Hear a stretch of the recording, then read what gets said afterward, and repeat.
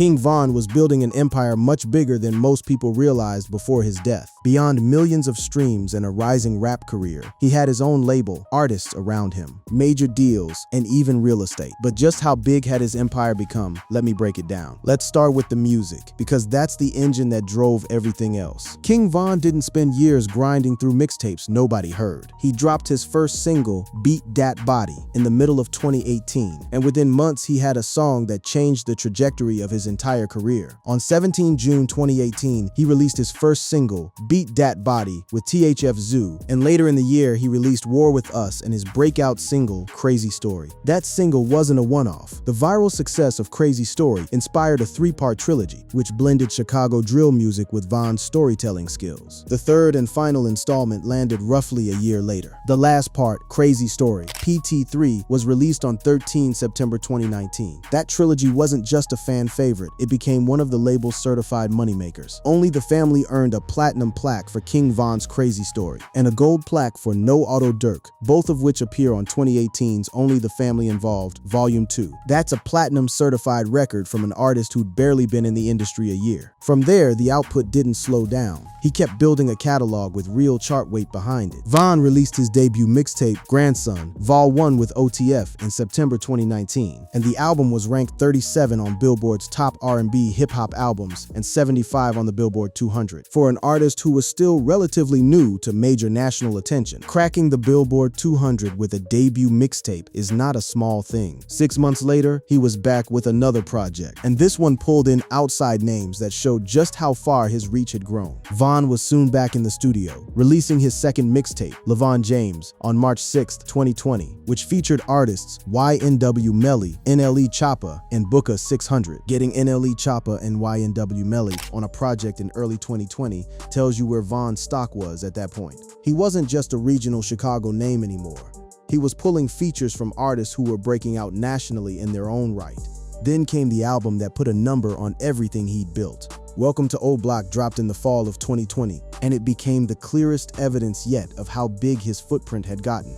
Welcome to O Block is the debut studio album by American rapper King Von, and the only studio album to be released during his lifetime. It was released on October 30, 2020 by Only the Family and Empire Distribution, a week prior to King Von's death. The guest list on that album alone shows the kind of industry weight he was pulling by 2020. The project features chief production from Chop Squad DJ and other producers including Hit Maka, Tay Keith, and Wheezy. Guest appearances include Polo G, Lil Durk, Dreezy, Moneybagg Yo, Fivio Foreign, and Prince Dre. That's not a small label lineup. That's an album stacked with some of the most in-demand names in the genre at that exact moment. And the numbers backed it up. Welcome to O Block gained over 26,000 album equivalent units in its first week, and over 46,000 in the second week, peaking at number 5 on Billboard 200 for US albums. It also reached number 1 on the top R&B hip-hop albums chart, and topped the top independent albums chart, while peaking at number 12 on the top 100 Canadian albums chart. A number 1 independent album, a top 5 spot on the biggest chart in the country. This was happening in real time, while he was still alive. There's a detail in that chart run worth sitting on. King Von earned his first top 5 album on the Billboard 200 of his career in the first week of tracking since his death, with Welcome to O Block selling roughly 44,000 total album equivalent units in its second week to land at number 5, after originally debuting at number 13 with over 26,000 units. The jump from 13 to 5 happened because of a tragedy, but the album's foundation, the guest list, the production, the storytelling that critics kept pointing to was already built and already working before that. That's the part people miss when they think about what Von had. It wasn't just a rapper with viral songs. It was a catalog with platinum certifications, Billboard chart history across 3 separate projects, and a release strategy that was clearly working. And underneath all of that chart data was a business decision that mattered just as much as any single or any feature: how his deal was actually structured. Because unlike a lot of young artists coming out of Chicago drill in that era, Von wasn't locked into a contract that would have buried his earnings for years. And that decision, who he signed with, and how, is where his empire really starts to take shape. To understand how big Von's operation really was, you have to understand Only the Family. Because Von wasn't just an artist on a label, he was the breakout engine for an entire company. Lil Durk founded Only the Family Entertainment in the early 2010s and began releasing projects on the label while he was signed to Def Jam. It started small, tied to a bigger movement. The OTF label was part of French Montana's Coke Boys, and as a result, adopted the nickname OTF Coke Boys, with OTF members featuring on the subsequent Coke Boys album. But by the time Von entered the picture, OTF had grown into something much more independent. The label has since grown to be independent from the Coke Boys imprint and is now cooperating with Empire Distribution, except for Lil Durk, who signed to Alamo Records and Interscope Records in 2018. That distribution partnership with Empire is the single most important business decision in this entire story, and it's worth breaking down exactly why. King Von was signed to Lil Durk's Only the Family label, which operated under a distribution deal with Empire Distribution rather than a traditional major label contract, a distinction that's critically important from a financial perspective, since a traditional major label deal typically involves the label owning the master recordings and taking a significant percentage of all revenue streams before the artist sees money. Empire's whole business model runs differently. Empire Distribution is widely regarded as one of the most artist-friendly companies in the music business, known for offering distribution services rather than traditional label deals that strip artists of ownership. In plain terms, Von wasn't handing his masters over to a major label in exchange for a check.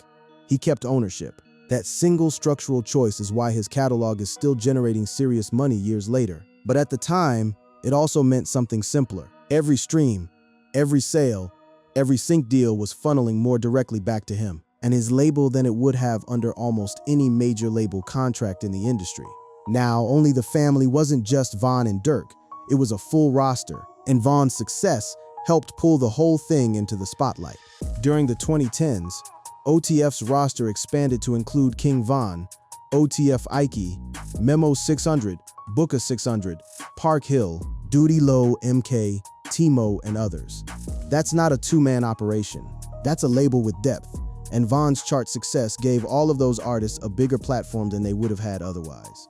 The label had already been putting out compilation projects before Von became a global name, and those projects are actually where some of his biggest early records lived.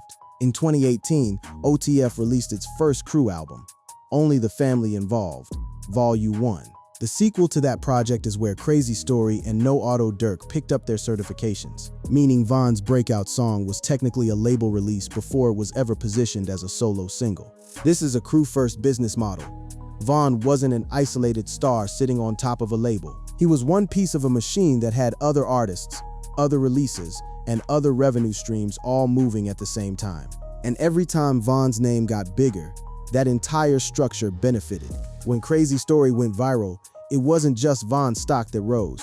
It was OTF's leverage with Empire, OTF's negotiating power for future deals, and OTF's ability to get its other artists heard by an audience that suddenly cared about what the label was putting out. There's also a darker layer to how deep the OTF name ran, because the label and the neighborhood weren't separate things. He spent most of his life in Parkway Gardens, aka O Block, located on the south side of Chicago, where he grew up as childhood friends with rapper Lil Durk, as well as fellow Parkway Gardens resident Chief Keef, and was known for his nickname Grandson, which refers to David Barksdale, the founder of the Black Disciples, which King Von was allegedly a member of. The label, the block, and the affiliations were all tangled together, and that reality is part of why OTF's business and Von's personal story can't really be separated from each other. The label wasn't just a company he signed to, it was an extension of where he was from, built by someone he'd known since childhood.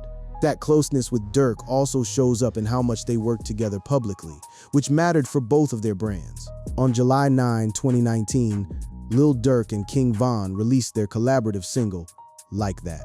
These weren't just features, they were part of a constant stream of joint content that kept both artists, and by extension the label, in the conversation. And by the time Empire and OTF were working together at full scale, the label was pushing out plaques, chart entries, and new signees at a pace that few independent Chicago labels had ever managed. So when you ask how big King Von's empire actually was, the label itself has to be part of the answer. He wasn't just an artist collecting a check. He was the flagship product of a business that had its own roster, its own distribution leverage, and its own growing footprint. One that used his success to build out everything else around him. And that leverage translated into something else too. Real money moving through touring, brand deals, and outside collaborations that reached well past Chicago drill. By 2020, King Von wasn't just a Chicago name anymore. He was pulling revenue from places that had nothing to do with his home scene. And that's a different kind of empire building entirely.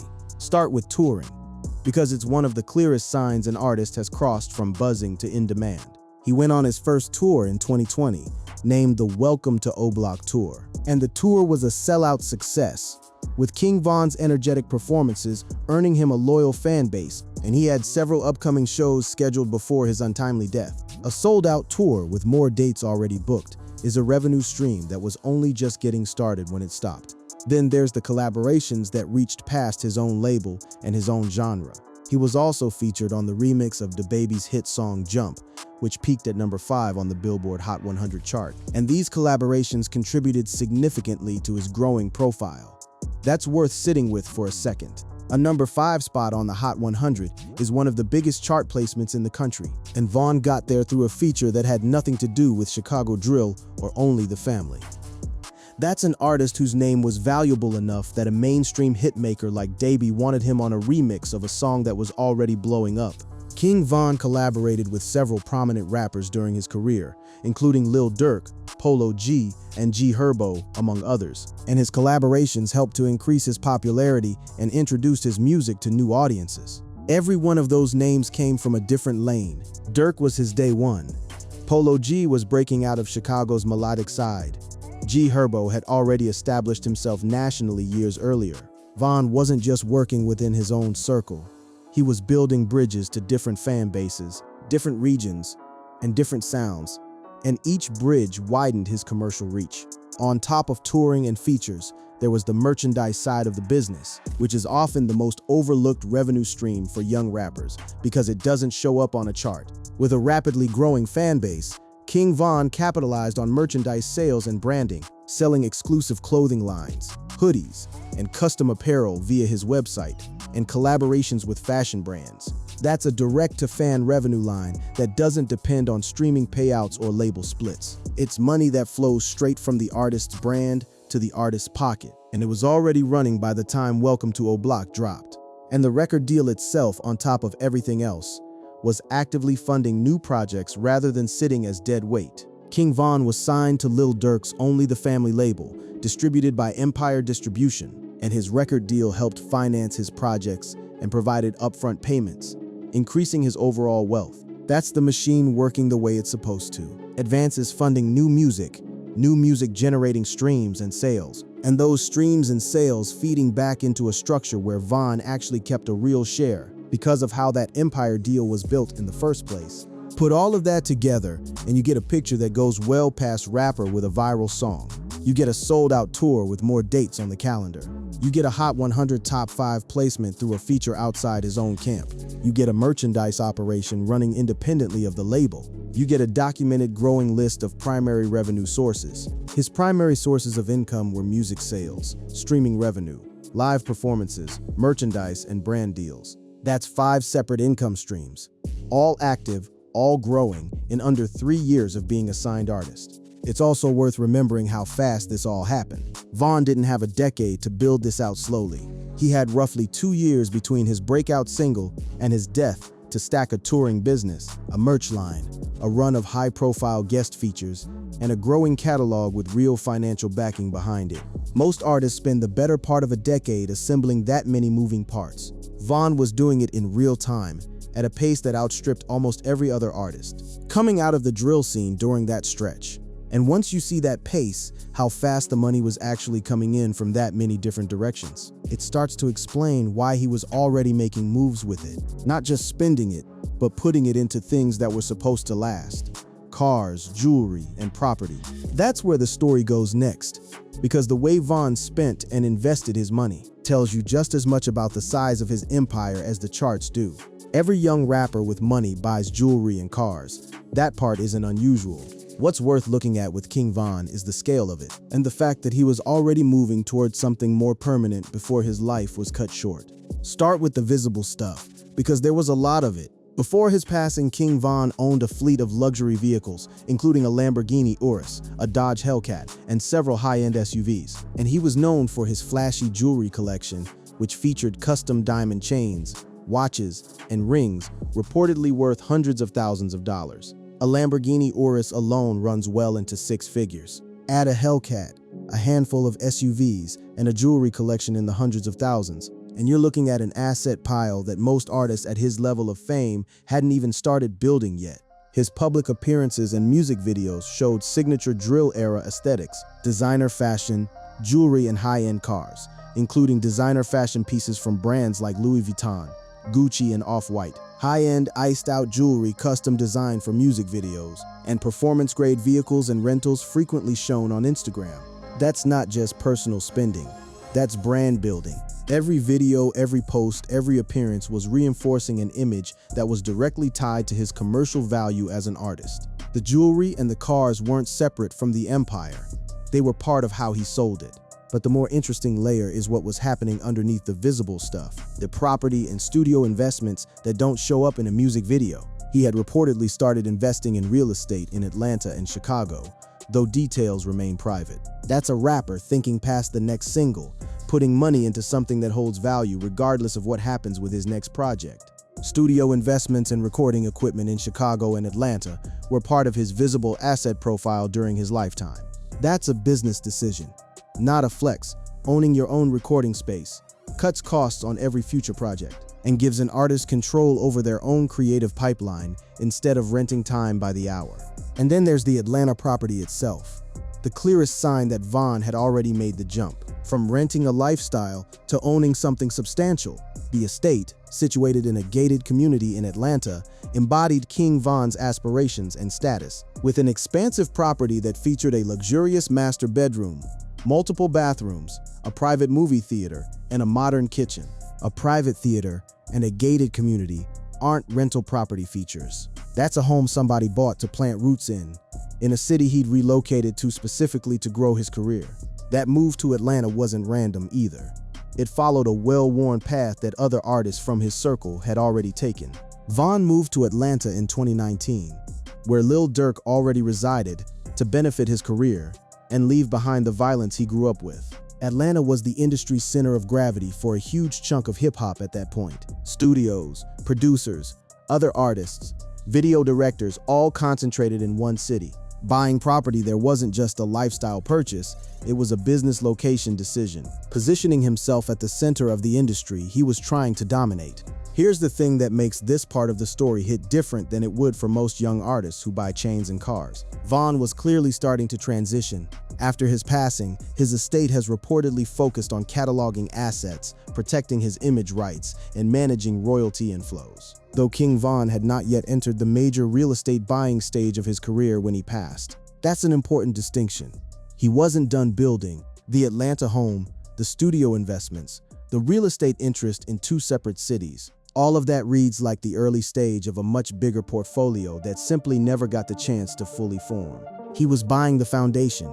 He didn't get the years most artists get to build the rest of the house on top of it. Even the fate of that Atlanta property afterward became its own strange footnote in the story of what he'd built. Interest in it didn't disappear when he died. If anything, the property became part of the ongoing conversation about his legacy, changing hands and sparking continued attention in the years after. That kind of staying power, where even the physical assets keep generating headlines and interest years later, says something about how much weight Von's name still carries. So by the time you add it all up, the cars, the jewelry, the studios in two cities, the gated Atlanta estate, the early real estate interest, you get a young man who wasn't just spending like a rapper. He was assembling the physical footprint of someone planning to be around and be relevant for a long time. That plan didn't get to finish, but the foundation he laid didn't disappear either. And that's the final, maybe most surprising part of this story, because King Von's empire didn't stop growing when he died. In a lot of ways, it kept expanding, faster than almost anyone expected. Here's the part of King Von's story that separates him from almost every other young rapper who died with unfinished business. His empire didn't stop when he did. It kept moving, kept charting, and kept generating real money for years afterward. Start with the immediate aftermath. Within a week of his death, The machine he'd built was already producing results nobody could have planned for. A week after Von's death, 3 of his projects appeared on the Billboard 200 album chart, including Welcome to O Block hitting number 5 with 44,000 equivalent album units sold. 3 separate projects charting simultaneously from an artist with only a handful of years of released music is not something that happens by accident. It happens because there was already a deep enough catalog, already enough goodwill with fans, and already enough infrastructure in place to capitalize on a moment nobody wanted. The Hot 100 debut told the same story from a different angle. Late Chicago drill rapper King Von posthumously charted 4 songs on the Billboard Hot 100 chart for the first time, marking his first ever entries on the ranking. 4 songs charting for the first time in the same week means there was already a stockpile of material with real commercial potential that simply hadn't peaked yet while he was alive. The posthumous album cycle that followed only reinforced how much runway that catalog actually had. The posthumous era included the chart-topping album, What It Means to Be King in 2022, which debuted at number 2 on the Billboard 200. A number 2 debut, 2 years after his death, on an album built from material and a brand that were already established while he was alive. Then came another one. Grandson is the 3rd and final studio album by King Von, and his 2nd posthumous work, following the previous year's What It Means to Be King, released July 14, 2023. The business structure behind all of it is exactly what makes the posthumous run possible in the first place, and it circles back to that Empire deal from the start of this story.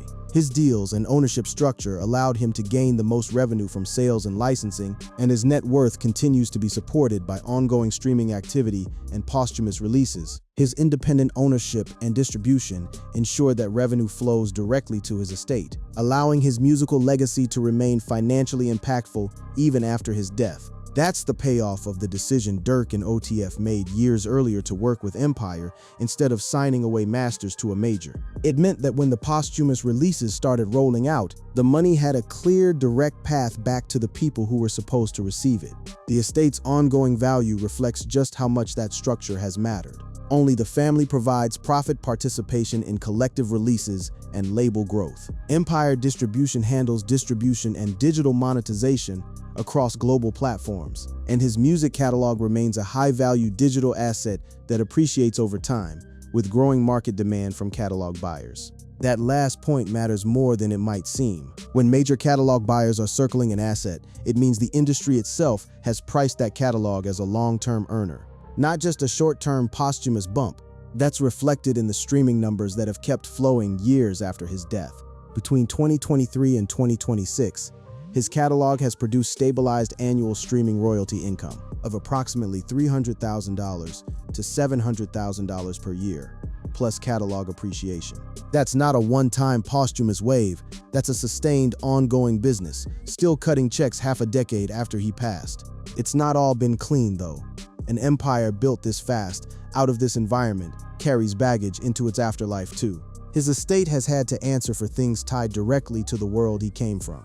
King Von's estate, alongside Lil Durk and OTF Records, were named as co-defendants in a lawsuit filed by the mother of rapper Carlton FBG Duck Weekly, accusing them of involvement in his wrongful death, with King Von reportedly having placed a bounty on Weekly before raising the price. That lawsuit is a reminder that the same closeness between the label, the block, and the business that built Von's empire also left it exposed to the same conflicts that shaped his life in the first place. The empire doesn't exist in a clean bubble separate from where it came from. It's tangled up with all of it, the same way his music always was.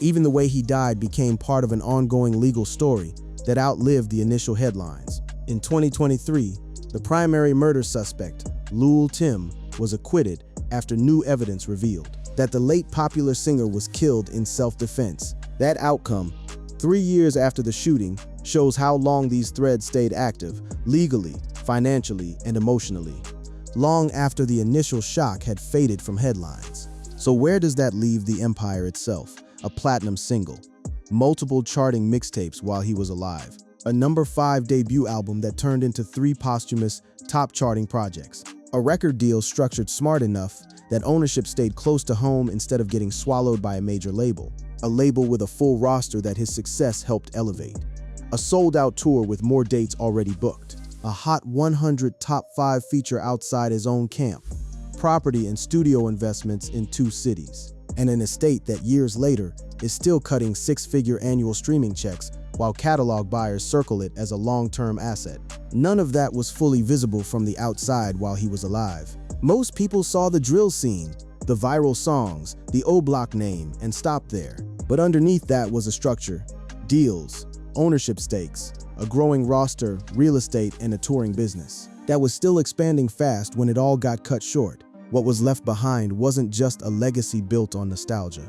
It was a functioning business that, 5 years later, is still running.